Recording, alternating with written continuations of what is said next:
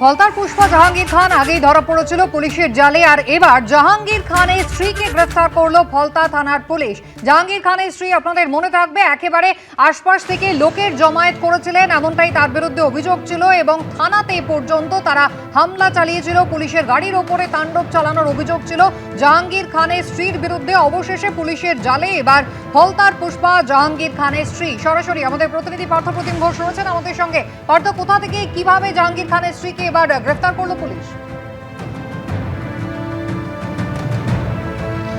গতকাল সকালে কিছুক্ষণ আগে জাহাঙ্গীর খানের স্ত্রীকে গ্রেপ্তার করেছে পুলিশ। এবং তুমি জানো যে জাহাঙ্গীর খান নিজেকে পুষ্পা বলে দাবি করেছিল, সে গ্রেপ্তার হয়ে রয়েছে বর্তমানে। জাহাঙ্গীর খানের স্ত্রীকে বিষ্ণুপুর থানা এলাকার জুলপিয়া রোড, সেই জুলপিয়া রোডের কাছ থেকে কিছুক্ষণ আগে আজকে সকালে গ্রেপ্তার করেছে ডায়মন্ড হারবার জেলা পুলিশ। এবং তুমি দেখেছো যে গত মঙ্গলবার দিন জাহাঙ্গীর খান সে হচ্ছে একেবারে পুলিশের হেফাজতে রয়েছে এবং সেই জায়গায় দেখতে পাওয়া যায় গত মঙ্গলবার দিন ফলতা এলাকাকে উত্তপ্ত হয়ে ওঠে।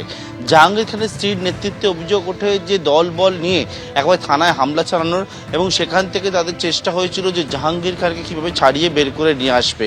এবং তার পরবর্তীকালে কেন্দ্রীয় বাহিনী এবং পুলিশকে লাঠিচার্জ করতে হয়। এবং যখন পুলিশ এবং কেন্দ্রীয় বাহিনী অ্যাকশনে নামে, জাহাঙ্গীর খানের স্ত্রী যে জমায়েত করেছিল সেই জমায়েত একবারে মুহূর্তের মধ্যে কোন পথ দিয়ে পালাবে জায়গা পায় না। এবং কেউ হচ্ছে পুকুরে ঝাঁপ মেরে সাঁতার কাটতে কাটতে পালায়, কেউ বা একবারে ছুটে সেখান থেকে পালানোর চেষ্টা করে। কিন্তু যে বিষয়ে পুলিশ জানাচ্ছে যে জাহাঙ্গীর খানকে একেবারে থানা থেকে বের করে নিয়ে যাওয়ার জন্য তারা প্রচেষ্টা করেছিল এবং তার জন্যই কিন্তু একটা জমায়েত তৈরি করেছিল এবং গোটা নেতৃত্ব দিয়েছিল হচ্ছে জাহাঙ্গীর খানের স্ত্রী। এবং জাহাঙ্গীর খানের স্ত্রী আগে থেকে কিন্তু এইরকম একটা পূর্ব পরিকল্পনা করে কিভাবে তার স্বামীকে জেল থেকে একেবারে বা পুলিশের হেফাজতে বার করে নিয়ে আসা যায়, থানার মধ্যে তাণ্ডব চালিয়ে এইরকম একটা গুরুতর ভয়ঙ্কর অভিযোগ তার বিরুদ্ধে উঠেছিল, যেই চেষ্টা কিন্তু করা হচ্ছে।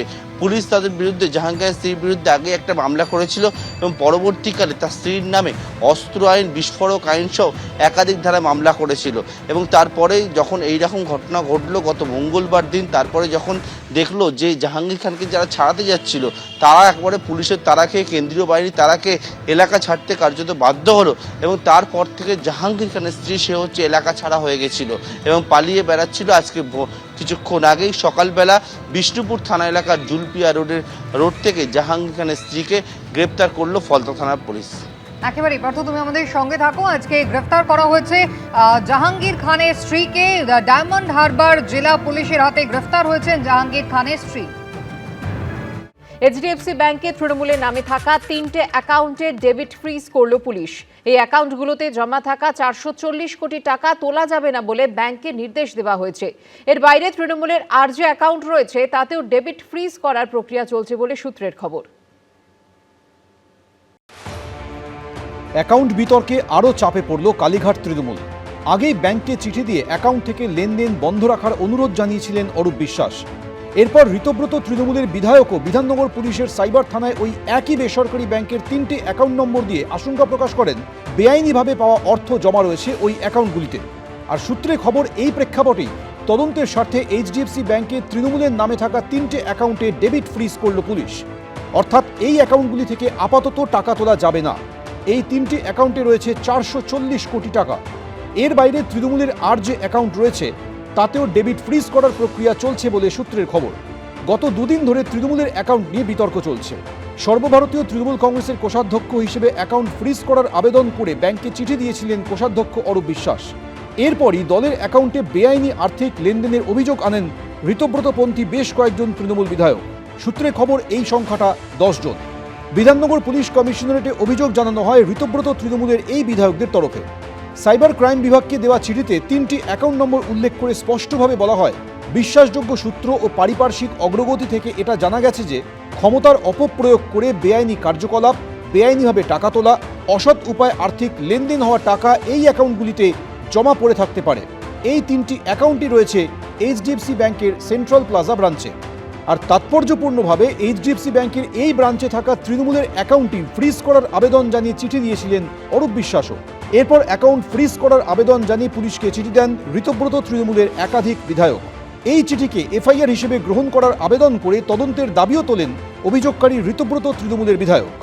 অ্যাকাউন্টে যে টাকা, এটা যে কাটমানির টাকা নয়, এটা যে ডাকাতির টাকা নয়, এক্সটর্শনের টাকা নয়, নানান ধরনের দুর্নীতির টাকা নয়, এটা প্রমাণ করা আমাদের পক্ষে সম্ভব নয়। এবং এই যে টাকা, ধরুন এই যে চার্টার্ড ফ্লাইট, তাহলে এই টাকা থেকেই খরচ হচ্ছে। তো স্বাভাবিকভাবে আমরা আমাদের বিধায়করা তারা বিধাননগরে সেখানে আমরা অভিযোগ দায়ের করেছি যে অবিলম্বে এই যে এগুলো তদন্ত করা হোক, তদন্ত করে দেখা হোক যে কোথা থেকে টাকাগুলো এসেছে, টাকাগুলো কোথা থেকে ঢুকেছে। এবং এটা তদন্তের আওতায় না এলে গোটাটা বুঝতে পারা যাবে না। আমাদের একাধিক বিধায়ক তারা লিখিতভাবে এফআইআর করেছেন যে এটা তদন্ত হোক এবং এই ট্রানজ্যাকশনগুলো বন্ধ থাকুক। যদি কেউ কোনো চিঠি দিয়ে থাকেন, তাদের কাছে কোনো তথ্য থাকলে তারা চিঠি দিয়েছেন কি দেননি সম্পূর্ণ তাদের ব্যাপার, তারা বেটার বলতে পারবেন। তো থানায় অভিযোগ তারা করেছেন, তাদের গণতান্ত্রিক অধিকার আছে, কিন্তু তার আগে থানার অভিযোগ তো যখনই ইচ্ছা করা যায়, তার আগে একবার দলনেত্রীর কাছে গোটা বিষয়টা জানিয়ে বা তারা যে কোনো বিষয়ে আপত্তি করতে চান, তো সেটা যদি দলনেত্রীকে একবার বলতেন তাহলে বোধহয় এইরকম একটা মনে হতো না যে তাড়াহুড়ো করে একদম অন্য শিবিরে গিয়ে সই করে থানায় জমা দেওয়াটাই যেন অগ্রাধিকার। ঋতব্রত তৃণমূলের এই বিধায়কদের তরফে চিঠিতে আরও বলা হয়, অ্যাকাউন্টে ঢোকা এই টাকার উৎস কি, কারা এর সঙ্গে যুক্ত, তা নিয়ে পুঙ্খানুপুঙ্খ তথ্য তাদের কাছে নেই। পাল্টা ঋতব্রত তৃণমূলের দিকে প্রশ্ন ছুড়ে দিয়েছেন কুণাল ঘোষ। সোশ্যাল মিডিয়ায় বিদ্রোহীদের জিজ্ঞাসা করেছেন, তৃণমূলের কোনো অ্যাকাউন্ট থেকে এবারে বিধানসভা ভোটে প্রার্থী হিসেবে আপনাদের কোনো টাকা দেওয়া হয়েছিল কিনা তা আগে স্পষ্টভাবে বলুন। অভিযোগ থাকলে টাকা নিলেন কেন, আগে টাকা ফেরত দিলেন না কেন? যদি আজ এই কথা ওঠে যে তৃণমূলের অ্যাকাউন্টে কোনো বিতর্কিত বা বেআইনি টাকা আছে এবং সেই টাকা আপনাদের নিজেদের ভোটে ব্যবহার হয়েছে, তাহলে আপনাদের সেই নির্বাচনকে আইনত অবৈধ বা বাতিল ঘোষণা করা হবে না কেন? বিতর্কের এই আবহেই এবার তদন্তের স্বার্থে এইচডিএফসি ব্যাংকে তৃণমূলের নামে থাকা 3টি অ্যাকাউন্টে ডেবিট ফ্রিজ করল পুলিশ। কৃষ্ণেন্দু অধিকারী, উজ্জ্বল মুখোপাধ্যায়, এবিপি আনন্দ। তৃণমূলের দুর্দিনে অভিষেক বন্দ্যোপাধ্যায় চার্টার্ড বিমানে দিল্লি যাত্রা ঘিরে বিতর্কের ঝড়। পার্টির খরচে এই সফরের সমালোচনায় মুখ খুললেন কুণাল ঘোষ। ডায়মন্ড হারবারে তৃণমূল সাংসদে চার্টার্ড সফরকে স্টেটাস সিম্বল হিসেবে খোঁচা দিয়েছেন ঋতব্রত বন্দ্যোপাধ্যায়। পাল্টা জবাব দিলেন অভিষেক বন্দ্যোপাধ্যায়। ভোটের ফলে তৃণমূল ক্র্যাশ করেছে, ভেঙে খান খান। তার মধ্যে চার্টার্ড ফ্লাইটে অভিষেক বন্দ্যোপাধ্যায়ের দিল্লি যাওয়া নিয়ে এখন জোর বিতর্ক। শুক্রবার চার্টার্ড বিমানে চেপে দিল্লি যান তিনি। দলের এই সংকটকালে তাঁর আচরণ নিয়ে ক্ষোভ তৈরি হয়েছে দলেরই অন্দরে। অভিষেক বন্দ্যোপাধ্যায় কোন ফ্লাইটে গেছেন, সেটা যাত্রীবাহী সাধারণ বিমান না চার্টার্ড বিমান বা কোনো বিশেষ বিমান আমি বলতে পারবো না। এখন এই বিষয়ে আমি কথা বলার কেউ নই, কিন্তু পার্টির খরচা করে যদি কেউ বিমান ভাড়া করে গিয়ে থাকে তাহলে আমি কোনো মতে সেটা সমর্থন করছি না। যারা বলছেন আমি কিসে আসছি, কিসে যাচ্ছি, কোত্থেকে নামছি, তারা যদি লিখিত দিয়ে দেয় অভিষেক বন্দ্যোপাধ্যায় ইকোনমি ক্লাস যাবে, আমার পাশের সিটে যদি কেউ বসে, যেটা আমার সাথে অনেকবার হয়েছে, আমার লিগ্যাল ওপিনিয়ন নিয়ে এটা করা। কুণাল ঘোষ আমার সহকর্মী, সে যদি আমার বিরুদ্ধে বলে আমি তার বিরুদ্ধে বলবো না। চার্টার্ড ফ্লাইট, চপার, এগুলো হচ্ছে উনি মনে করেন হয়তো না স্ট্যাটাস সিম্বলের জন্য জরুরি, কিন্তু একজন এমপি যে পরিমাণে টিকিট পান বিজনেস ক্লাসের, টিকিট শেষ করা যায় না। তো গোটা বিজনেস ক্লাসটা ভাড়া করে নিলেও অনেক কম পয়সায় হয়ে যায়, কিন্তু এই যে পার্টির টাকা, এটা তো ওনার ব্যক্তিগত টাকা নয়। যা হিসেবপত্র পাওয়া যায় এই চার্টার্ড ফ্লাইটের পেছনে কত টাকা পার্টির ফান্ড থেকে নেওয়া হচ্ছে সবাই জানে। তো এত বড় পরাজয়, কর্মীরা আক্রান্ত হচ্ছেন, মামলার খরচ, সেই অবস্থায় এর আগেও গেছেন চার্টার্ড ফ্লাইটে গেছেন, এবারও চার্টার্ড ফ্লাইটে গেলেন। বিমান পরিবহনের সঙ্গে যুক্ত একাংশের মতে চার্টার্ড ফ্লাইটে শুধু কলকাতা থেকে দিল্লি যেতেই খরচ হয় অন্তত 13 লক্ষ টাকা, অর্থাৎ যাওয়া আসা মিলিয়ে খরচ অন্তত 26 লক্ষ টাকা। জ্বালানির দাম বা পার্কিং এর ভাড়া থাকলে এই খরচ আরও বাড়তে পারে। সেখানে বিজনেস ক্লাসে দিল্লি যেতে ভাড়া লাগে 17,000 থেকে 35,000 টাকা অবধি। উৎসবের সময় বা যাত্রীর চাপ থাকলে সেই খরচটা বেড়ে খুব বেশি হলে 50,000 অবধি পৌঁছতে পারে। ভিআইপি প্যাসেঞ্জার্স স্পেশালি যারা বিজনেস ক্লাস মানে যে ক্লাস টিকিট ট্রাভেল করে নর্মালি 17,000 to 35,000 রুপিস ভ্যারি করে এবং রাশ টাইমে sometimes festivity season and all it almost even reach up to 45-50,000 rupees per sectors. But যখনই এইটা কোনো বিজনেস চার্টার্ড প্লেনে ট্রাভেল করা হবে, বিশেষ করে জেট মেশিনগুলো, তো ওই জেট মেশিনের ট্রাভেলগুলো ওরা যে চার্জটা এই মুহূর্তে করছে, including highest ATF fuel price right now, around 6,50,000 rupees per hour consumption, মানে 60 মিনিটের জন্য 6,50,000। তো কলকাতা থেকে দিল্লি ডিস্টেন্স কভার করতে 2 hours 20 minutes to 2 hours 30 minute flight time, আবার দিল্লি থেকে কলকাতায় আসতে 2 hours 10 2 hours 20 minutes flight time. Per sector Kolkata Delhi 13 lakh rupees minimum and return again 13 lakh rupees minimum, so it is around 26 lakh rupees and depends on the fuel and other scenario, it could reach up to 28-20 lakh rupees up and down. ভোটের পর নিচুতলার কর্মীরা যখন কার্যত অভিভাবকহীন ও কোণঠাসা, তখন কালীঘাট তৃণমূলের second in কমান্ডের এমন বিলাসিতাকে খোঁচা দিতে ছাড়েনি বিজেপি। আপনারা জলসাঘর দেখেছেন? ছবি বিশ্বাস শেষ দিনও কিন্তু আগ্রা থেকে বাইজিএনে নাচ করবে, এটাই ছিল তার জীবনের শেষ ইচ্ছে।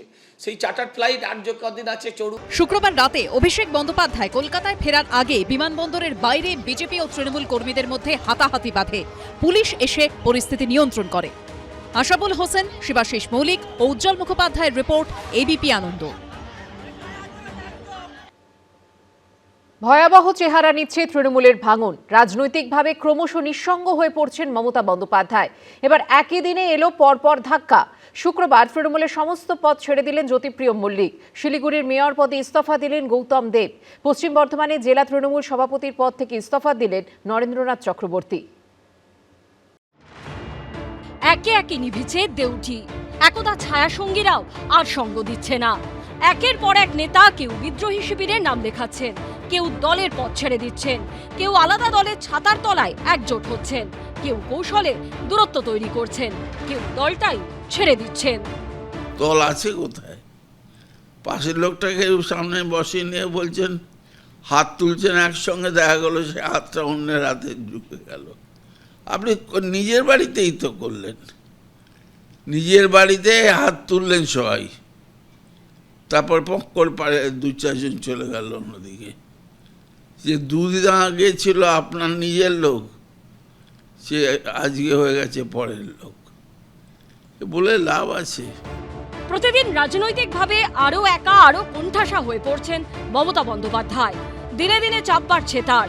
শুক্রবার সমস্ত পদ ছেড়ে দিলেন মমতা বন্দ্যোপাধ্যায়ের দীর্ঘদিনের সঙ্গী প্রাক্তন বিধায়ক ও প্রাক্তন খাদ্যমন্ত্রী জ্যোতিপ্রিয় মল্লিক। 1978 সালের রিলেশন। আমি তো সেইভাবে তখন যে বালু ছিলাম, আজকে 2026-এ সেই বালু নেই।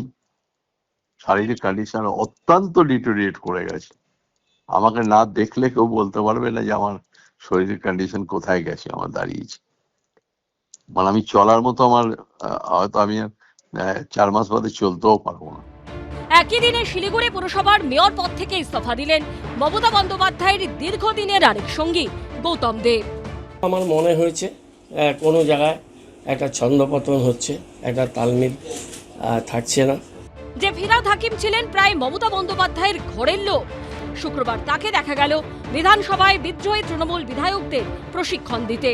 একসময়ের আরেক ছায়াসঙ্গী অরূপ বিশ্বাসও তৃণমূলের তহবিল থেকে লেনদেনে অবিলম্বে লাগাম টানতে HDFC ব্যাংকের সেন্ট্রাল প্লাজা শাখায় চিঠি দিয়েছেন, যার জেরে কালীঘাট তৃণমূলের ওপর চাপ আরও চরমে।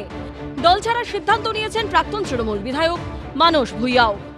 সত্যি কথা বলতে কি, আজকের মতো চিফ মিনিস্টার শুভেন্দু অধিকারী মহাশয়, তিনি যে দৃষ্টিভঙ্গিতে বিরোধী দলকে ডাকছেন, MLA-দের ডাকছেন, MP-দের ডাকছেন, আলোচনা করছেন, আমি যতদিন দেখেছি তৃণমূলের ভেতরে বিরোধী দলকে ডাকা থেকে শুরু করে কোনো আলোচনা তো দূরের থাক, ন্যূনতম স্বীকৃতি বিরোধী দলের MLA MP-রা পায়নি এবং নেতৃত্ব পায়নি। শুক্রবার পশ্চিম বর্ধমানে জেলা তৃণমূল সভাপতির পদ থেকে ইস্তফা দিলেন নরেন্দ্রনাথ চক্রবর্তীও। সম্প্রতি পূর্ব বর্ধমানের জেলা সভাপতির পদ থেকে ইস্তফা দেন রবীন্দ্রনাথ চট্টোপাধ্যায়। শুক্রবার বিধানসভায় ঋতব্রত বন্দ্যোপাধ্যায়ের সঙ্গে বৈঠক করেন পদত্যাগী নরেন্দ্রনাথ চক্রবর্তী ও রবীন্দ্রনাথ চট্টোপাধ্যায়। নরেন চক্রবর্তী ছিল। আপনি কি তৃণমূলের সঙ্গে আছেন? এক্ষুনি কিছু বলতে পারছি না। সব মিলিয়ে মমতা বন্দ্যোপাধ্যায় এখন রাজনৈতিকভাবে কার্যত নিঃসঙ্গ। চাপ ক্রমশ বাড়ছে। কৃষ্ণেন্দু অধিকারী, দীপক ঘোষ ও ঝিলম করঞ্জাইয়ের রিপোর্ট, এবিপি আনন্দ। ভোটে ভরাডুবির পর জ্যোতিপ্রিয় মল্লিককে জাতীয় কর্মসমিতির সদস্য করেছিল তৃণমূল। শুক্রবার সেই পদসহ তৃণমূলের সব পদ থেকে ইস্তফা দিলেন প্রাক্তন খাদ্যমন্ত্রী। মমতা বন্দ্যোপাধ্যায়কে পাঠানো চিঠিতে শারীরিক অসুস্থতার কথা জানিয়েছেন তার ঘনিষ্ঠ বালু। যদিও সেটাই আসল কারণ কিনা তা নিয়ে শুরু হয়েছে জল্পনা।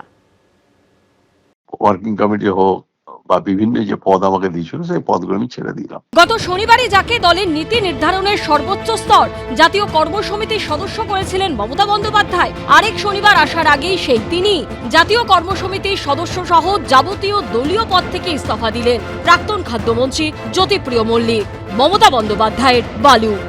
আপনাকে যে নতুন দায়িত্ব দেওয়া হয়েছিল এগুলো নাকি যে দায়িত্ব? সব দায়িত্ব, একটাই দায়িত্ব দিয়েছিল ওয়ার্কিং কমিটি মেম্বার। সেক্ষেত্রে কি তৃণমূল কংগ্রেসে আপনি থাকছেন নাকি মানে কোনো দায়িত্ব নিতে পারছেন না? মানে থাকার কি করে হলো, আমার সবই তো ছেড়ে দিলাম, থাকলাম কোথায়? আচ্ছা, সবই তো ছেড়ে দিলাম।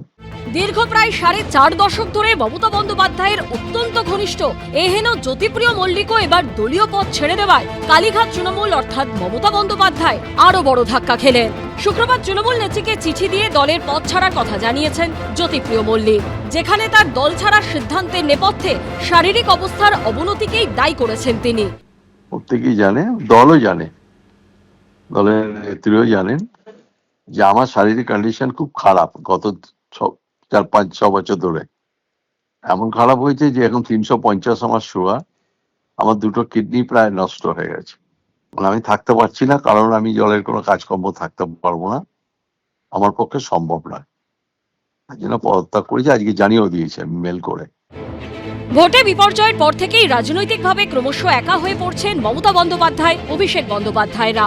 বিরোধী দলের রাশ আলগা হয়েছে। লোকসভার 20 জন সাংসদ মিশে গেছেন অন্য দলে। তৃণমূলের মধ্যেই তৈরি হয়েছে আড়াআড়ি বিভাজন। ফলে প্রশ্ন উঠছে, জ্যোতিপ্রিয় মল্লিকের এই সিদ্ধান্তের নেপথ্যেও কি রয়েছে অন্য কোনো কারণ? এখানে কি কোনো মান অভিমানের কোনো বিষয় রয়েছে? আমার কোনো মান অভিমানের ব্যাপার নেই। আমার শারীরিক কন্ডিশন খুবই খারাপ। আমি 2 বছর বাঁচবো কিনা জানি না, অথবা আমি জানি না। আমার এমন কন্ডিশন যে মারাত্মক ভাবে, আমি ছেড়ে দিলাম। হ্যাঁ, কেন পথ আঁকড়ে রাখবো শুধু আমি? আচ্ছা, এই কঠিন সময় আমরা দেখেছি যে বেশ কয়েকজন তারা ছেড়েছেন বা দলের মধ্যে বিদ্রোহ ঘোষণা করেছেন। এই বিষয়গুলো আপনি কিভাবে দেখছেন? সেটা তাদের কারোর ব্যক্তিগত মতে আমি কিছু বলতে পারি না। তারাও তো আমার মতন, আমার বয়সী লোক, তারাও স্বাধীন চেতা। তারা যা ভেবেছে তাদের করেছে, নিশ্চয়ই করেছে। তারা কিছু বুঝেছে বলে ভেবেছে, করেছে, পজিটিভ কিছু করেছে। সুতরাং আমি মনে করি যে আমার আর থাকা উচিত নয় থেকে। শুধু কেন থাকবো আমি? জ্যোতিপ্রিয় মল্লিক দলীয় পদ ছাড়াই কটাক্ষ করেছে বিজেপি। দলটাই তো নেই, তার আবার অব্যাহতির কি আছে? দল যেখানে নেই তার দলীয় পদ, তার অব্যাহতি, এ তো অদ্ভুত কথা। আর দলীয় পদ থেকে অব্যাহতি চাইলেই বা দলের সমস্ত দায়িত্ব থেকে অব্যাহতি চাইলেই কি আপনারা মনে করেন যে সমস্ত কৃতকর্ম তাকে ছেড়ে চলে যাবে? বেআইনি যা কিছু হয়েছে, তিনি যে নিই হন না কেন, তাকে আইন আমলে আসতে হবে। ওনার চিঠিটা আমি দেখিনি, কিন্তু যদি কোনো ব্যক্তি, কোনো সিনিয়র নেতা কোনো সিদ্ধান্ত নিয়ে থাকেন, তাহলে তিনি নিশ্চয়ই তার বিষয়টা বলতে পারবেন। আমার তার সঙ্গে কোনো কথা হয়নি, ফলে আমি কিভাবে তার সম্পর্কে বলবো? ভোটে ভরাডুবির পর একে একে অনেকেই মমতা বন্দ্যোপাধ্যায়ের সঙ্গ ছেড়েছেন। সেই তালিকায় যুক্ত হলো বালুর নাম। উজ্জ্বল মুখোপাধ্যায় ও আশাবুল হোসেনের রিপোর্ট, এবিপি আনন্দ। এবিপি আনন্দ, এগিয়ে থাকে, এগিয়ে রাখে।